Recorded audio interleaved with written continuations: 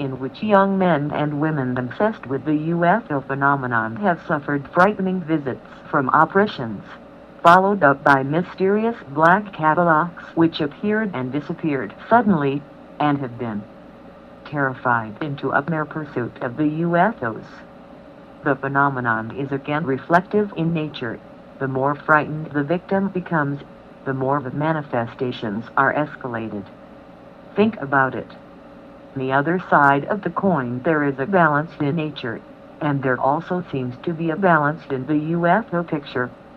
People have actually died after exposure to the gamma and UV rays from UFOs. But other people have actually had their ailments cured by similar rays. Occult literature is filled with accounts of this type.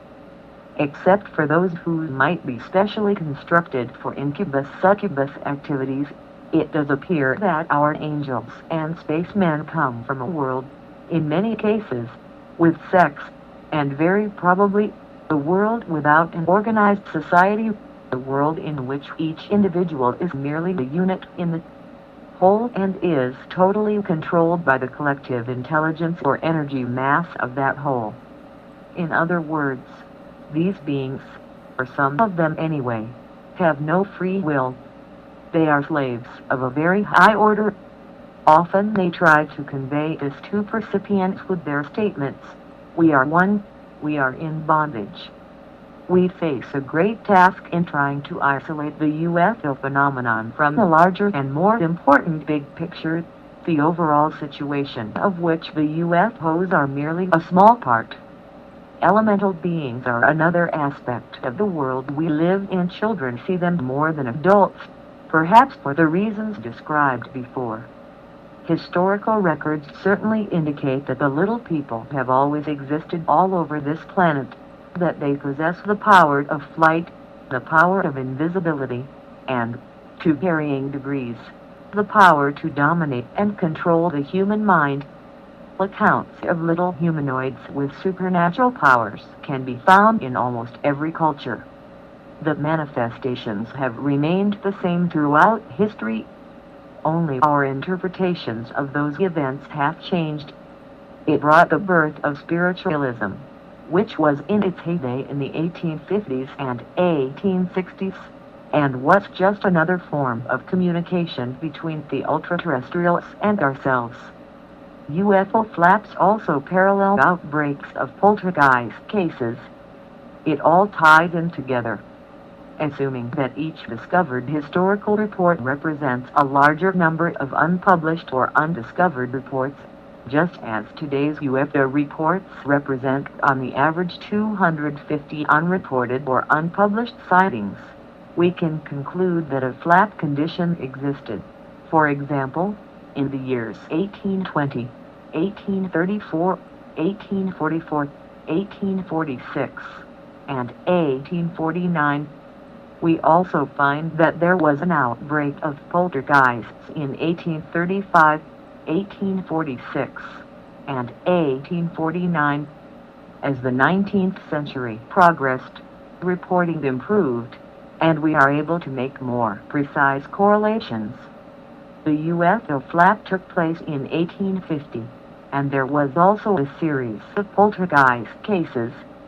A larger poltergeist outbreak occurred in 1867, following the flaps in 1863 to 64. UFO activity became more intense beginning in 1870, and there were notable flaps in 1872, 1877, and 1879. The 1880s produced a major explosion of all kinds of phenomena, including the sudden disappearance of people.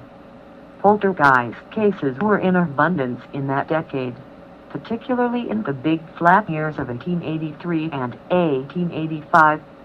Astrophysicist Morris K. Jessup labeled the years 1877 to 87 the incredible decade after scouring astronomical journals of the period. Astronomers made some remarkable discoveries during those years. The previously unobserved satellites of Mars popped into view in 1877, new craters appeared on the Moon, All kinds of strange objects flitted around the upper atmosphere. The trance phenomenon deserves extensive study because so many aspects of it are directly related to the contactee phenomenon.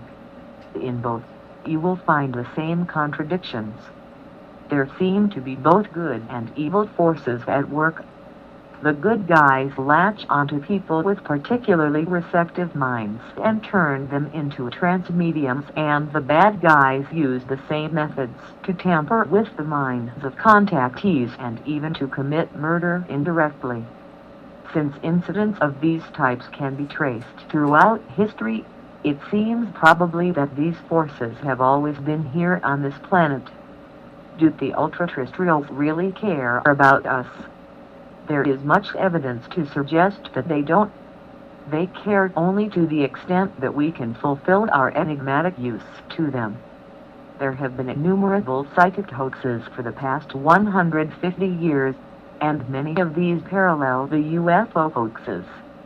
In ufology, we have to contend with the teenagers' hot air balloon, and in psychic phenomenon we have to worry about youngsters firing rocks at houses. There are, however, more UFO sightings than there are plastic balloons, and more poltergeists dumping rocks in living rooms than there are wild-eyed youngsters with slingshots. There are also more ultra-terrestrial entities than either the occultists or the UFO researchers can dream of. Giant winged beings, usually described as headless, are an integral part of the UFO phenomenon. Winged human forms have been seen flying over many areas of the world. John O.H.Kryll wrote a book called The Mormon Prophecies, and Gray Barker a book called The Silver Bridge that goes into some detail. They are usually described as having blazing red eyes set deep in their shoulders. On May 13, 1917, 3 girls in Portugal were in the meadows of a place called Cavadier by Rio outside of Fatima, Portugal. Then they saw a flash of light in the clear sky. They ran for shelter under a tree, thinking that was lightning. When they reached the tree, they stopped in amazement, for they're hovering just above a 3-foot evergreen nearby. A brilliant globe of light hung suspended. Within this globe there was an entity garbed in a luminous white robe with a face of light which dazzled and hurt the eyes. The figure stated that it was from heaven, and asked the girls to come there on the 13th day, for 6 months in succession. On October 13, 1917, an estimated 70,000 people had gathered at the site. Suddenly the crowd screamed, for something came through the clouds, a huge silver disc which rotated rapidly as it descended towards the crowd. It seemed to change color, going through the spectrum. These gyrations continued for 10 minutes. Miles from there, others were also watching the same object. The incident at Fatima was obviously a carefully planned and deliberately executed demonstration. The major prophecies of Fatima had been written down and sealed in an envelope, and turned over to the Vatican. They were supposed to be revealed to the world in 1960. The secret of Fatima. One pope was murdered after only 30 days in office when the Vatican thought he would reveal it. It is said to be a prediction of the end of the world. The demonstration was therefore a failure as far as the ultra-terrestrials were concerned. Such demos proved highly effective in biblical times, but times were changing and new methods were called for. A similar event such as Fatima took place in Karabandal, Germany, on July 2, 1961. Even more startling, on the entity's right side they could see a square of red fire framing the triangle with an eye and some writing. The lettering was in an old Oriental script. The third eye. Haven't we heard of that before? Remember the nation of the third eye, the myth, etc. Gravitational propulsion. Well, I have gotten this far in explaining something to you. I might as well turn to my favorite subject of all, gravitational propulsion. The best place to start is with the efforts of a personal acquaintance of mine who had the good fortune to meet in England, Mr. J.R. Searle. His investigations into gravitational propulsion have proven to be quite revealing. He's done it, and I want to tell you about it. In 1949, he was employed by the Midlands Board as an electronic fitter. He was very enthusiastic about the subject of electricity, though he had no formal education on the subject other than was required by his job. Unhindered by conventional ideas about electricity, he carried out his own investigation into the subject. During work on electrical motors and generators, he noticed that a small electromotive force EMF was produced by the spinning metal parts, the negative toward the outside and the positive toward the rotational axis. In 1950, he experimented with rotating slip rings and measured a small EMF on a conventional meter. He also noticed that when the rings were spinning freely and no electrical current was taken, his hair bristled. His conclusions were that free electrons in the metal were spun out by centrifugal force being produced by the static field in the metal. He then decided to build a generator on the same principle. It had a segmented rotor disc, passing through electromagnets at its periphery. The electromagnets were energized from the rotor, and were intended to boost the EMF. By 1952, the first generator had been constructed and was about 3 feet in diameter. It was tested in the open by Searle and a friend. The armature was set in motion by a small engine. The device produced the expected electrical power, but at an unexpectedly high potential. At relatively low armature speeds, a potential of the order of 10 circumflex accent 5 volts was produced, as indicated by static effects on nearby objects. The really unexpected then occurred. While still speeding up, the generator lifted and rose to a height of about 50 feet above the ground, breaking the union between itself and the engine. Here it stayed for a while, still speeding up and surrounding itself with a pink glow.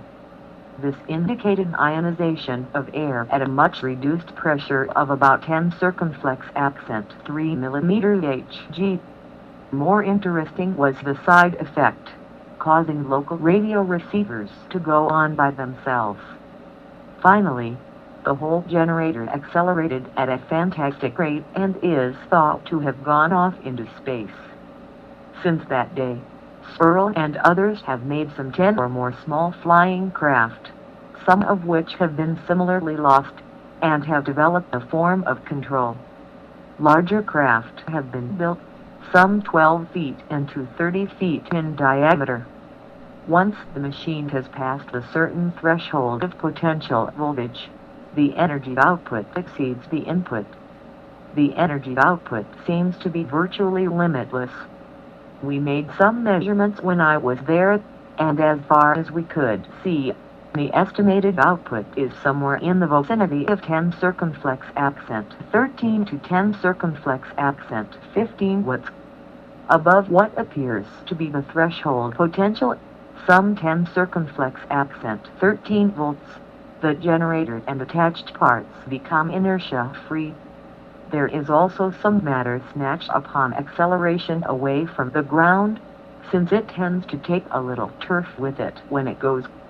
Analyzing what is happening is fairly easy. What the generator is doing is placing a stress on the ambient space around it. The space breaks down to provide the magnetism to relieve the stress, but the energy byproduct is absorbed by the generator, which reinforces the field. It should be noted at this point that only a very small amount of space fabric passes through the craft, and an even smaller amount is converted for energy. However, I have noticed that small changes in etheric forces lead to large physical effects. It was aptly demonstrated and I was impressed. Recently, Mr. Searle had 1987 to brush with authorities, when he began simply generating his own power for his own house. Now he doesn't have a very large house, but the utility board didn't like the fact that they had lost their monopoly. Now he lives in Birmingham under an assumed name. Simple, eh? The conspiracy theory, the origin and meaning of